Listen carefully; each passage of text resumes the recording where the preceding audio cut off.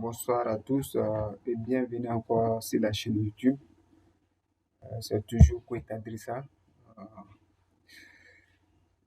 dans cette partie des vidéos, dans cette partie des formations, nous allons baser la formation sur Covadis. Et cette formation est dédiée en particulier à M. Siribé et Mamadou Koulibaly.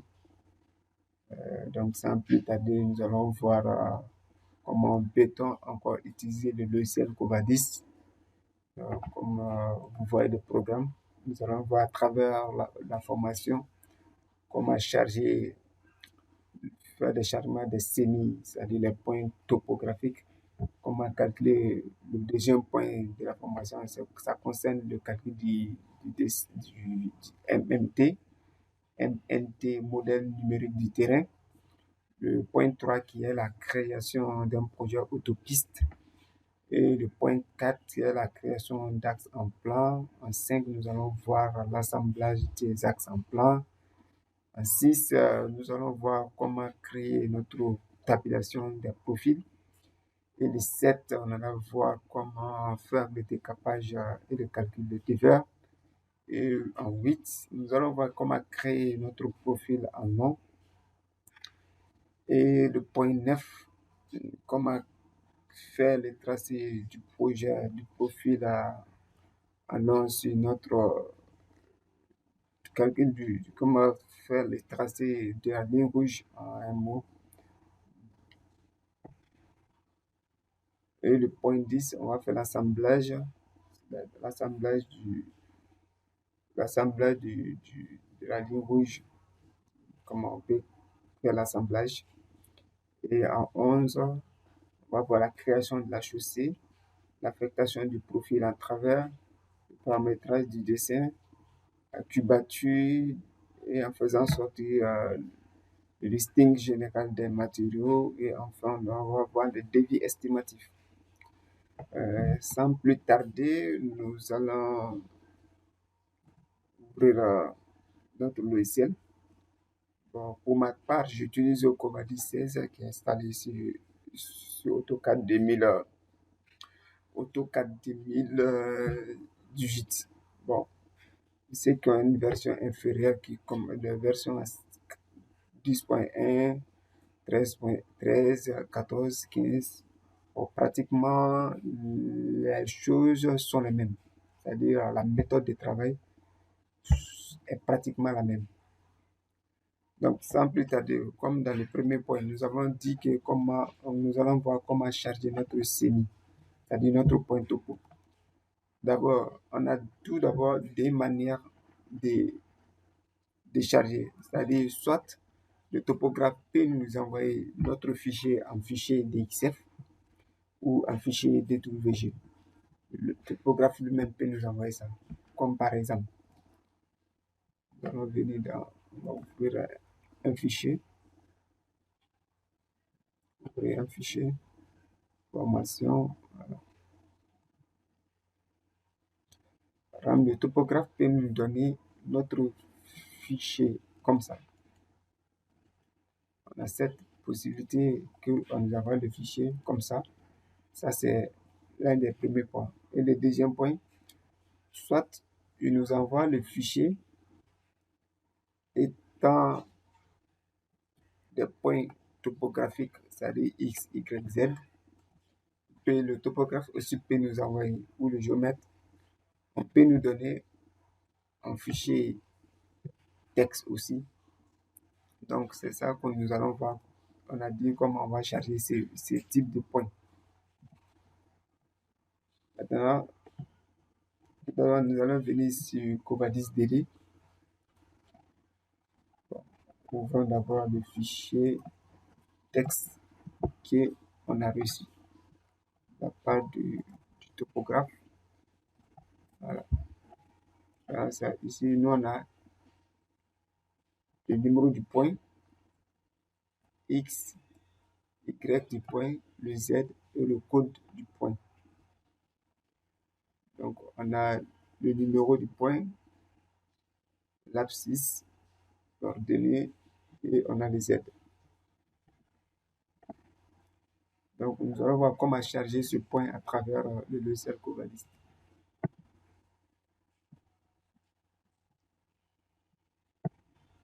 Maintenant, dans Covadis DD, nous venons dans Covadis DD, on va faire point topographique. Point topographique, chargement de semis. Dans chargement de semis, on va faire OK. Et on va chercher où se trouve notre fichier. Là où on a stocké ou gardé dans le logiciel qu'on veut. Comme dit, dans le dossier qu'on a gardé. Une fois le point est à chercher, on est parti chercher les semis, c'est-à-dire le point. Donc, on peut vérifier. Tout d'abord, avant d'aller loin, à partir de là, il faut tout d'abord s'assurer que notre point que nous envoyé, c'est avec séparateur. Avec séparateur, c'est-à-dire quoi? On peut nous envoyer les points topographiques en X, Y point, X, Y, Z. Donc, c'est pas un séparateur, car c'est avec tabulateur séparateur que le logiciel, le logiciel Covadis se reconnaît. Parce qu'il faut être sûr que c'est ça. Donc, on va aller dans Excel. Donc, Excel.